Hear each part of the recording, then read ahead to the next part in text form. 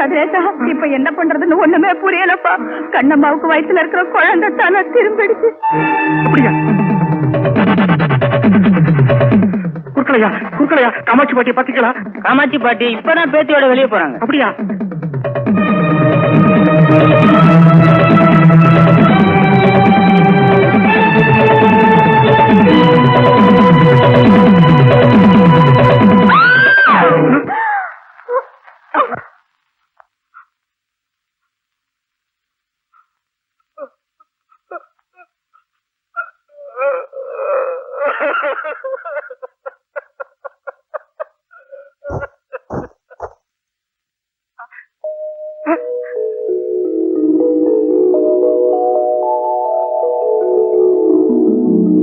நல்ல நேரத்துல காமாட்சி பாட்டி வந்து கண்ணம்மாவையும் குழந்தையையும் காப்பாத்திட்டாங்க.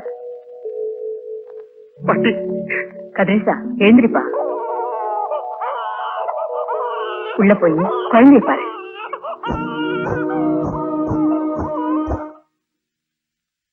உமா, இருக்கட்டும், பரவாயில்லம்மா, உட்காந்துக்க. ஏன் பொண்ணு ஒரு மாதிரியா இருக்கா? என்னமோ தெரியல. நேத்து ராத்திரில இருந்து உடம்பு அனலா கொதிக்குது, நல்லா ஜுரம் அடிக்குது. டாக்டர் கிட்ட கொண்டு போகணும். ஐயோ உமா, இது வெறும் ஜுரம் இல்லம்மா, குழந்தைக்கு அம்மா போட்டிருக்கு. அப்படியா? டாக்டர் கிட்ட உடனே கொண்டு போகணும்.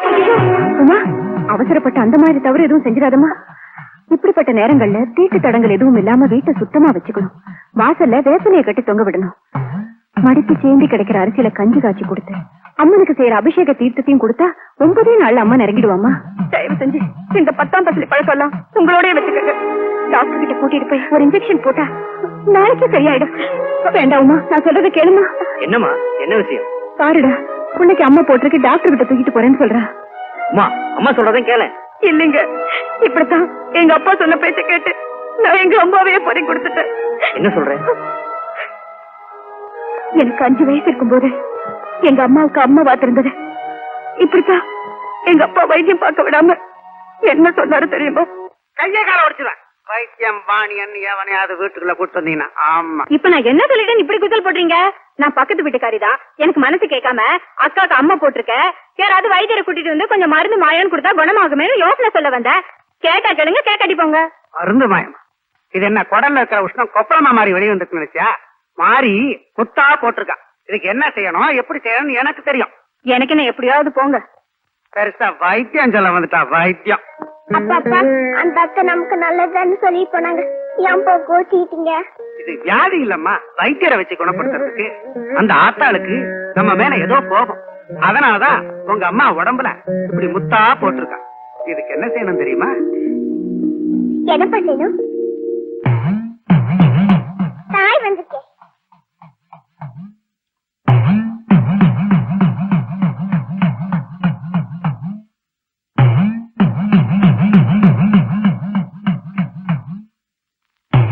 தாய் வந்துட்டேன்.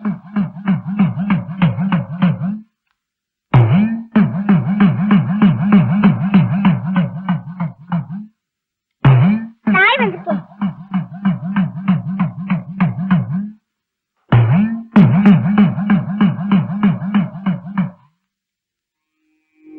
இந்த அம்மா, இது அம்பாளுக்கு அபிஷேகம் பண்ண தீர்த்தம். இதை கொண்டு போய் உமா கிட்ட கொடு. தாய் புண்ணியத்துல சீக்கிரமே குணமாயிடும். மெதுவா கொடுமா.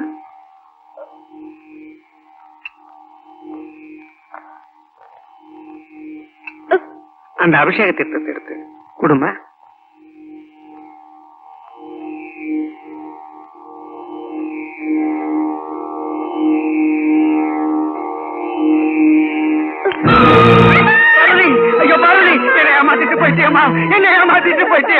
நீங்க சொல்ற அந்த மடிப்பிச்சையும் அபிஷேக தீர்த்தத்தையும் நான் அப்பவே செஞ்சு பார்த்துட்டேன். ஆனா எதுவுமே எங்க அம்மாவை காப்பாத்தல. நான் அப்பவே ஒரு முடிவுக்கு வந்துட்டேன். என்னதான் தெய்வத்தை விழுந்து விழுந்து கும்பிட்டாலும் நடக்கிறதுதான் நடக்கும்னு. தயவு செஞ்சு என்ன தடுக்காதீங்க. அப்படிதான் தப்பா பேசாதமா. அவனன்றி ஒரு அளவு அசையாதுன்னு சும்மாவா சொல்லிருக்காங்க? சும்மா சொன்னாங்களோ உண்மையா சொன்னாங்களோ எனக்கு தெரியாது. ஆனா இனிமே அந்த தெய்வத்தோட பேரை என் வாயால உச்சரிக்கவும் மாட்டேன், என் கண்ணால பார்க்கவும் மாட்டேன். இத பாருங்க, தயவு செஞ்சு இந்த விஷயத்துல நீங்க தலையிடாதீங்க. இல்லமா, சொல்ல சொல்ல கேட்காம போறாரு, போறான்னு சொல்லுடா. என்ன மாதிரி தொல்லையா போச்சு? அவ டாக்டர் போகணும் வேணான்றீங்க. அவளுக்கு தான் பிடிக்கல.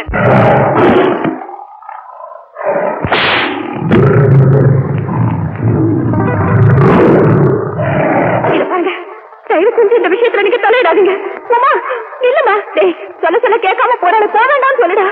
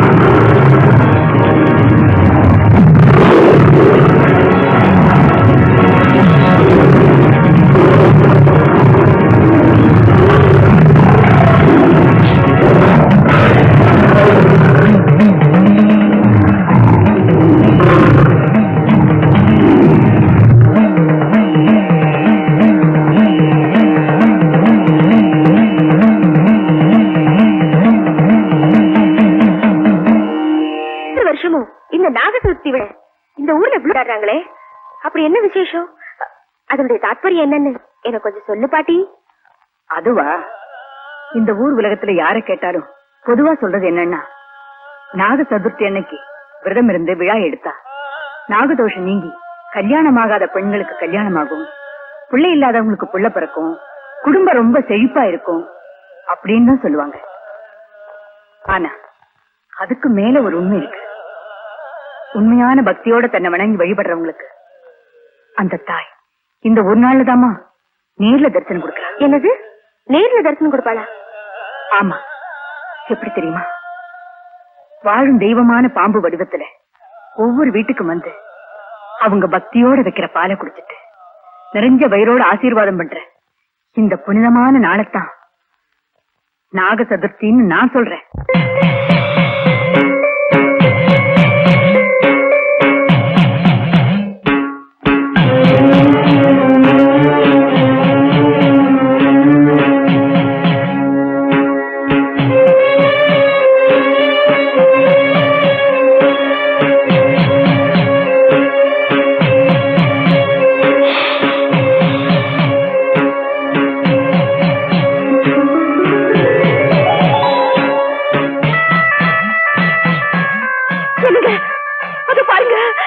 நம்ம வீட்டுக்கும் பாம்பு வருதுங்க. அதை எப்படிங்க வெறும் வயசோட திருப்பி அனுப்புவேன்? கண்ணம்மா,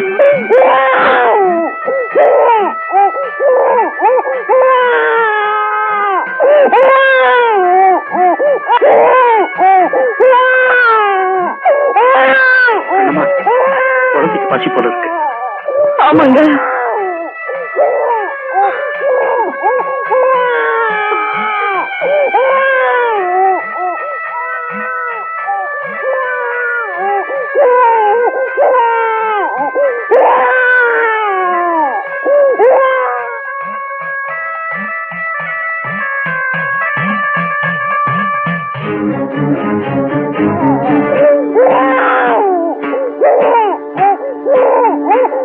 அந்த கிணத்து கொடுங்க.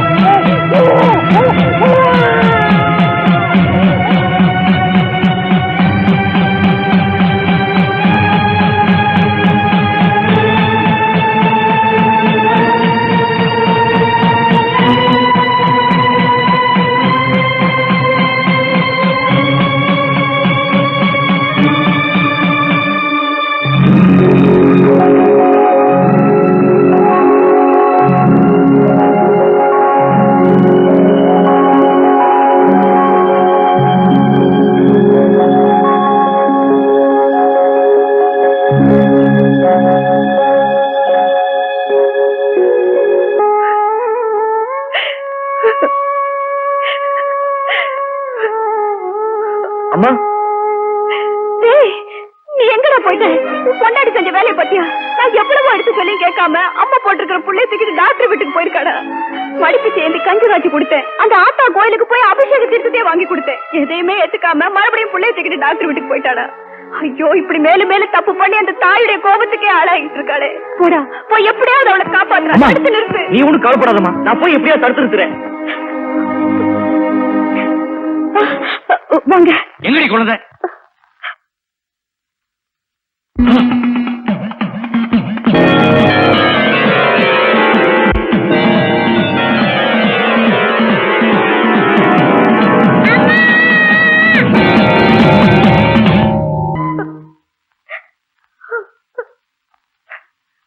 பாத்தியாட அந்த அக்கிரமத்தை? பட்டாம்பூச்சி மாதிரி துரு துருன்னு ஓடி ஆடிட்டு இருந்த புள்ள இப்ப பார்வை இழந்து பேச்சு இழந்து கிடக்கிற பரிதாபத்தை பாருடா. இப்ப அழுது என்னடி பிரச்சனை? அன்னைக்கே எங்க அம்மா படிச்சு படிச்சு சொல்றாங்க, கேட்டியாடி? உங்க அம்மா சுத்த காலம் தெய்வம் தான் நீயா நினைச்சுக்கிட்டு அந்த தெய்வத்து மேல நம்பிக்கை இல்லாம வைத்தியம் பாக்குற நம்ம குழந்தையோட வாழ்க்கையை கெடுத்துட்டு இருப்பாவி. போத நிறுத்துங்க. நானா கெடுத்தேன்? நம்ம குழந்தைக்கு அம்மா வாத்திருக்கேன்னு டாக்டர் கிட்ட கொண்டு போய் காட்ட அது தப்பா?